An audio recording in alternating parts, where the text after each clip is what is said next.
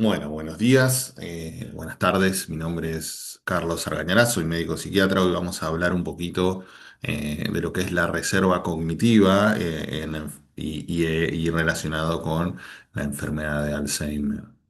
Bien, primero, a saber, alrededor de 55 millones de personas cursan con demencia en el mundo. Esto es un dato de la OMS del 2023. Y según una publicación en Lancet, en la revista científica Lancet en el 2024, el 45% de los casos podrían prevenirse. Bien. Y hay un menor riesgo por dos de protección en pacientes o en personas con alta reserva cognitiva. Bien. Vamos a hablar en principio un poquito qué es el Alzheimer, qué es la reserva cognitiva, cómo se construye la reserva cognitiva, y qué factores de riesgos hay modificables y no, y qué se puede hacer y qué estrategias tenemos eh, para este tipo de cuestiones. Bien, un poquito del rol del cuidador y vamos a finalizar con algunas novedades científicas. Bien. Primero, ¿qué es la enfermedad de Alzheimer? Bien, primero, lo primero a saber es que el Alzheimer es la causa más frecuente en demencia, 60-70% de todos los casos. Bien, es una enfermedad neurodegenerativa. Bien, y cuando pensamos qué es lo que ocurre en el cerebro, lo que vemos es una acumulación anormal de proteínas y de placas de beta amiloide y ovillos neurofibrilares de proteína tau. Bien, eh, proteína tau fosforilada. Bien. Tenemos pérdida progresiva de sinapsis y neuronas que comienzan en el hipocampo, bien, con apoptosis celular, que es la muerte celular programada. Y sabemos que es un proceso biológico que empieza 15 a 20 años antes del inicio de los síntomas. Es decir, empezamos a encontrar toda esta acumulación de proteína tau y de beta amiloide antes del inicio de los síntomas. Bien.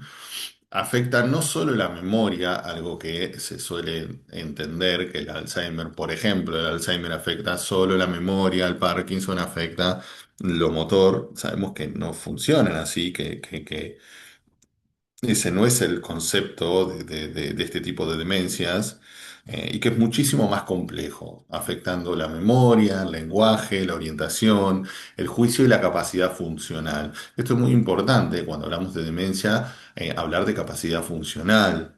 Bien. Entonces, también sacar otro mito de que es una consecuencia normal del envejecimiento, para nada real, sino que todo lo contrario. El Alzheimer es una demencia o eh, es una demencia neurodegenerativa que no tiene que ver con el envejecimiento normal, ¿bien? Sino justamente con un envejecimiento patológico.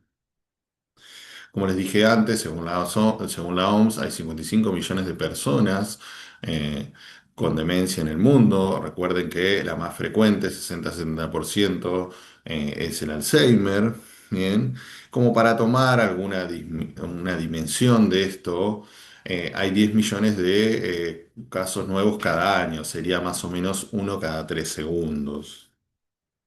Bien.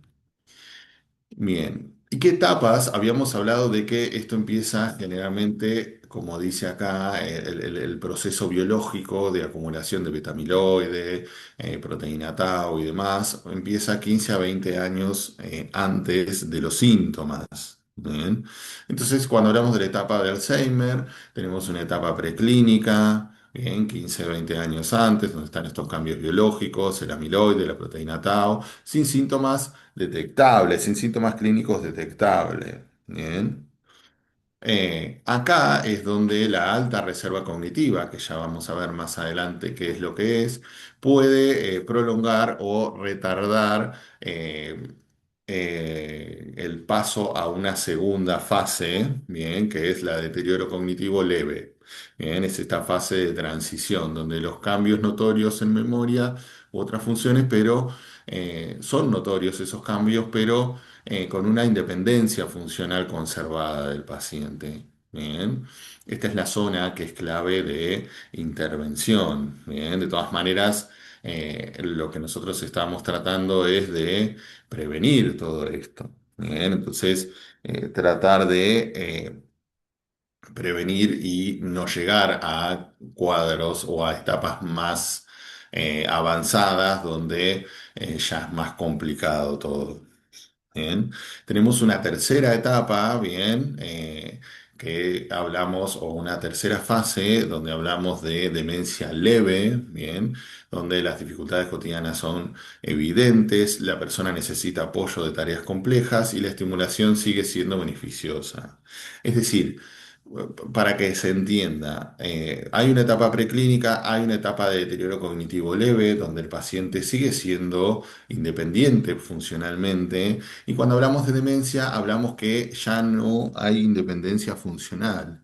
Bien, hablamos siempre de demencia cuando ya la alteración no es solo cognitiva o conductual, sino también funcional. Si no, no podemos hablar de demencia. Bien, entonces tenemos un inicio de demencia leve donde ya no hay independencia funcional y ya eh, eh, se necesita el apoyo para las tareas más complejas. Bien, una demencia moderada, una etapa media, bien, luego de los primeros años, donde hay mayor dependencia y el cuidado personalizado se hace esencial, bien, y donde el rol del cuidador se vuelve central y una etapa más avanzada de demencia grave, con dependencia total y es cuando nosotros ponemos el foco en el confort y en la dignidad eh, y la calidad de vida del paciente. Bien, muchas veces en el Alzheimer las etapas avanzadas cursan también con síntomas psiquiátricos o neuropsiquiátricos como alucinaciones. Bien. Bien. Y entonces, ¿qué es esto que nos trae hoy como tema que llamamos reserva cognitiva? ¿A qué le llamamos nosotros reserva cognitiva? Y la reserva cognitiva no es más que la capacidad del cerebro de tolerar el daño neuropatológico y mantener el funcionamiento cognitivo normal. Bien. Entonces, podemos hablar de una reserva cerebral, de una reserva cognitiva y de un mantenimiento cerebral. Bien. Hablamos de reserva cerebral a todas esas propiedades estructurales del cerebro, el volumen cerebral, la densidad sináptica, el número de neuronas. Tiene que ver también la parte genética y tiene que ver eh, el tamaño del cerebro, bien, el mayor umbral ante distintos síntomas, bien. Y hablamos de reserva cognitiva con esta capacidad funcional y adaptativa. Bien, es el uso de redes neuronales alternativas como compensación, bien, que está construida por experiencias vitales, por educación, por trabajo y que es modificable a lo largo de toda la vida. Entonces, la reserva cognitiva es esa capacidad que tenemos para tolerar ese daño neuropatológico y mantener este funcionamiento cognitivo normal. Bien, bien. ¿Qué significa hasta ahora esto? Que las personas con alta reserva cognitiva pueden tener mucho daño cerebral, mucho amiloide, mucho tau y aún funcionar bien, aún tener poco deterioro cognitivo o muy poco. Bien, si vamos a la etapa preclínica, bien, y vamos a la etapa clínica, a la etapa preclínica es esta parte donde la alta reserva cognitiva prolonga todos estos cambios a deterioro cognitivo leve, demencia moderada y, por supuesto, demencia severa. Bien. Entonces, obviamente que cuando estas personas con alta reserva cognitiva empiezan con síntomas o finalmente aparecen estos síntomas que se retrasaron en etapa preclínica, la enfermedad está bastante más avanzada, ¿bien? Por eso el deterioro en este tipo de pacientes suele ser un poco más rápido una vez que se manifiesta clínicamente. pero sí tener en cuenta que los síntomas aparecen más tarde, ganando años de vida funcional y de calidad de vida. Entonces, la reserva cognitiva podemos decir que actúa como un amortiguador o como un colchón frente al daño cerebral. Bien. Entonces, cuando tenemos pacientes con baja reserva cognitiva, los síntomas aparecen más tempranos, con menor carga patológica y un declive gradual, pero más pronto, ¿bien? Y al contrario, o por el contrario, alta reserva cognitiva, los síntomas se retrasan años o décadas, toleran mayor daño biológico y más tiempo de vida independiente y funcional. Bien. Obviamente que una vez manifestada, lo que hablábamos antes, el declive suele ser más rápido. Bien. Entonces, sabemos lo que es la reserva cognitiva, es esta defensa, bien, que tiene, o esta capacidad de defenderse que tiene el cerebro y de tolerar el daño neuropatológico, bien, y mantener este funcionamiento cognitivo normal, bien. Ahora, ¿cómo se construye esta reserva cognitiva? La reserva cognitiva se construye a lo largo de la vida, bien. Por lo tanto, nunca es tarde para empezar, bien. Cuando hablamos de, o podemos dividir en distintas etapas en nuestra vida, hablamos de infancia y de niñez, la educación formal, de calidad, la estimulación temprana, un ambiente enriquecido, el bilingüismo o multilingüismo, también en la adolescencia y la juventud, continuar con una educación formal, actividad física regular, desarrollo de habilidades complejas, evitar traumas craneales. Ustedes saben que los traumas craneales, por ejemplo, boxeadores, están muy relacionados con enfermedad de Alzheimer. Bien. Cuando hablamos de mediana edad, de 40 o el adulto maduro, de 40 a 65, eh, hablamos de trabajo cognitivamente estimulante, aprender cosas nuevas, control de factores de riesgo vasculares y metabólicos y vida social activa. Y en el adulto mayor, actividades de ocio complejas, voluntariado y roles sociales y ejercicio adaptativo, bien, ejercicio físico adaptativo. Obviamente que una estimulación cognitiva formal también. Bien. Bien, entonces, ¿qué indicadores tenemos de reserva cognitiva? La educación formal, la actividad laboral, el ocio y las actividades. En lo que es la educación formal, los años de escolaridad formal, el nivel educativo alcanzado, la calidad de educación recibida.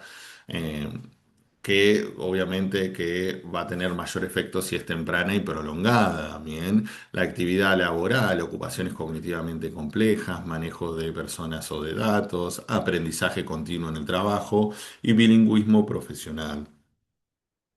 En lo que es ocio y actividades, lectura, música, ajedrez, idiomas, actividades artísticas y creativas, voluntariado, actividades cívicas, bien, y el aprender actividades nuevas o habilidades nuevas, tener una vida social activa, siempre esto también favorece la reserva cognitiva, una red de relaciones sociales amplia y sana, participación en comunidad, interacciones sociales de caridad, sentido de pertenencia y de propósito, actividad física, el ejercicio aeróbico regular.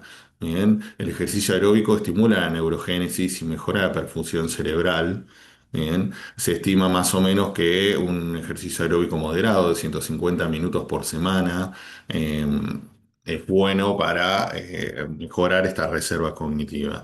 Y obviamente también está, estos serían todos factores para potenciar la reserva cognitiva, la dieta y el sueño, una dieta mediterránea o tipo MIND, un 7 a 9 horas de sueño reparador. Bien, siempre hay que saber que el sistema linfático durante el sueño elimina proteínas tóxicas como el beta-amiloide. Bien, la hidratación y los micronutrientes también. Además, en el sueño también hay consolidación de memoria. Bien, entonces un buen descanso siempre va a ser un factor protector. Entonces tenemos un poquito, o podemos hablar un poco de lo que son los factores de riesgos modificables. Bien, hasta el 45% de los casos con demencia podrían prevenirse o retirarse interviniendo sobre más o menos o alrededor de 14 factores. Tenemos otros factores que no son modificables como el factor genético o como la edad, ¿no? Sabemos que a mayor edad, mayor riesgo, ¿bien? Sobre todo después de los 65 años, ¿bien? Pero en lo que son factores de riesgo que pueden ser modificables, tenemos factores de riesgo como el menor nivel educativo, bien, esto en la edad temprana, o en la edad media, bien, y el adulto joven, el adulto medio, bien, la pérdida auditiva, el colesterol elevado, la depresión, los traumatismos craneales, la actividad física o la falta de actividad física, la diabetes, el tabaquismo, bien, el alcoholismo también, la obesidad y la hipertensión arterial. Todos estos son factores de riesgos que son modificables y que podemos trabajar en ellos. Ya en la vejez, el aislamiento social, la contaminación del aire y la pérdida de visión no tratada también son otros factores de riesgo para eh, empeorar nuestra reserva cognitiva y también mayor probabilidad de que eh, aparezca enfermedad de Alzheimer. Entonces, ¿qué podemos hacer hoy? ¿Qué estrategias basadas en la evidencia hay tanto para pacientes como para cuidadores, ¿no? O familiares, sean familiares o cuidadores o acompañantes. Bien. La estimulación cognitiva, la lectura diaria, aprender una nueva habilidad o idioma, talleres de memoria y de estimulación cognitiva, programas formales de rehabilitación neuropsicológica, el ejercicio físico regular, esto que hablábamos, 150 minutos por semana de actividad aeróbica moderada, caminar, nadar, bailar, bicicleta, ejercicios de equilibrio y de fuerza, y saber siempre que el ejercicio aumenta la neurogénesis. Bien. Mantener una vida social activa, mantener y ampliar una red de amigos y de familia, grupos, clubes, voluntariados, actividades comunitarias. Siempre tener en cuenta esto, el aislamiento social duplica el riesgo de demencia. ¿Bien? Entonces, eh, siempre va a ser más la calidad más que la cantidad de interacciones. ¿Bien? El control de la salud general, controlar la tensión arterial, la glucemia, el colesterol, tratar la depresión y la pérdida auditiva, revisiones visuales y el uso de gafas si se necesita, el tabaco o el alcohol en exceso, la alimentación, bien, una dieta mediterránea, esto que habíamos visto antes, o dieta, la dieta de Diet Mind, bien, tiene evidencia sólida. También el tema de 7 a 9 horas de sueño reparador, 7 a 8 horas de sueño reparador y la hidratación adecuada reduciendo los ultraprocesados. Siempre también otra cuestión que uno puede hacer es enriquecer el entorno, música, artes plásticas, teatro, danza, jardinería, cocina, actividades manuales, viajes, experiencias nuevas cuando sea posible. ¿Y qué rol tiene el cuidador? Bien, esto es algo que hemos hablado varias veces del autocuidado del cuidador. Bien. Entender que el cuidador ya de por sí, por ser cuidador, tiene 2 a 3 veces más riesgos de depresión que el resto de- que la población en general. Bien. Eh, Entender que el agotamiento del cuidador afecta la calidad del cuidado, por lo tanto hay que buscar grupos de apoyo para cuidadores, hay que pedir ayuda y aceptar el respiro. Bien, a ver que el respiro es una fortaleza, no un fracaso. Bien. También mantener sus propias rutinas, su vida aparte, su ejercicio, su sueño, su ocio. Bien. Y también, obviamente, atención médica regular para el cuidador, bien, planificar el cuidado a largo plazo con anticipación, bien, y saber que el bienestar del cuidador beneficia al paciente, bien. Entonces, hay que tener recursos de apoyo, hay que tener una comunicación efectiva con el paciente, hablar en frases simples, claras, con voz calmada, mantener el contacto visual y el lenguaje corporal positivo, no corregir insistentemente, sino que más bien validar las emociones y siempre establecer rutinas predecibles que reduzcan esa ansiedad. Bien. Bien, ¿qué avances científicos tenemos? Bien, eh, tenemos nuevos criterios diagnósticos con un marco biológico. Generalmente antes hablábamos de un diagnóstico clínico. Hoy tenemos biomarcadores como el amiloide, la proteína tau, el líquido cefalorraquídeo, por ejemplo, o neuroimágenes también. Bien. eh, que esto va a permitir el diagnóstico en estadios preclínicos, bien, y prodromales, bien. Y la reserva cognitiva sabemos que modifica esta relación entre el estado biológico y el clínico. A mayor reserva cognitiva, mayor, más tardío el inicio de síntomas, bien. Entonces, reserva cognitiva y biomarcadores, personas con alta reserva cognitiva muestran una mejor cognición con igual carga de amiloide y de proteína tau, fosforilada.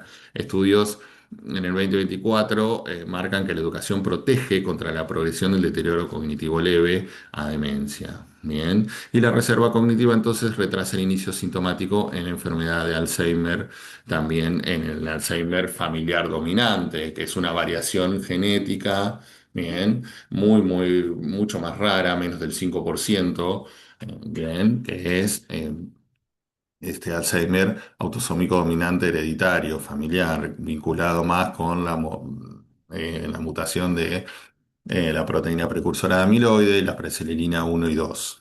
Bien. Bien, y en cuanto a la prevención, hoy tenemos evidencia más sólida, bien, tenemos factores modificables, yo les enumeré 14, bien, pero sabemos que hasta un 45% de los casos pueden ser prevenibles, bien. Intervenciones multidominio, muestra beneficio en la cognición, bien, audífonos en hipoacusia reducen el riesgo de demencia, bien. Entonces, dejemos unos mensajes para llevar a casa, unos mensajes claros y para que uno tenga en la casa. La reserva cognitiva es real y es poderosa y puede retrasar los síntomas de años o décadas. Bien, nunca es tarde para construir reserva cognitiva. Bien, el cerebro tiene plasticidad toda la vida, si bien de más jóvenes tenemos mayor plasticidad de niños. El cerebro tiene plasticidad, bien, y la reserva cognitiva se construye durante toda la vida. Saber que hasta el 45% de los casos de Alzheimer podrían prevenirse con cambios en el estilo de vida. Bien. Y el ejercicio físico, la estimulación cognitiva y la vida social son tres pilares que tienen más respaldo. Bien. Y obviamente que el cuidador importa su bienestar, es parte del tratamiento y pedir ayuda es justamente valentía. Bien. Acá es un poco las fuentes bibliográficas. Bien. Y voy a dejar un espacio para que alguien, si quiere hacer alguna pregunta, puede preguntar. Muchas gracias.